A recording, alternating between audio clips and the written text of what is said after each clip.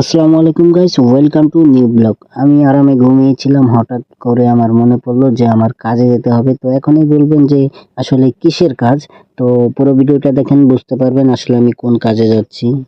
ঘুম থেকে উঠেই চোখে থেকে নেমে চলে গেলাম কলপারের দিকে জলদি জলদি করে।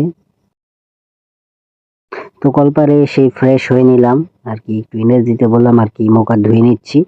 এখন ব্রাশ করবো না, ব্রাশ করলে দেরি হয়ে যাবে, তাই দাঁতটা একটু হালকা পাতলা ধোয়া দিয়ে রাতে ব্রাশ করবো। তো মুখ হাত ধুয়ে নিলাম ভালোভাবে। মুখ হাত ধোয়ার পরে এখন চলে যাচ্ছে একটা লুঙ্গি গামছা এগুলো নিতে হবে। তো এতক্ষণে হয়তো বুঝে গেছেন, আমার না বুঝলে কোনো সমস্যা নেই, আমি তো আছি। তো অনেকেই বলবেন যে এতক্ষণ হয়ে গেল, তুমি কি কাজে যাচ্ছ, এটাই তো বুঝতে পারতেছি না। আমি যাচ্ছি হচ্ছে রাজমিস্ত্রির কাজে। একটা লুঙ্গি একটা গামছা আমি ব্যাগের ভিতরে ঢুকিয়ে নিলাম।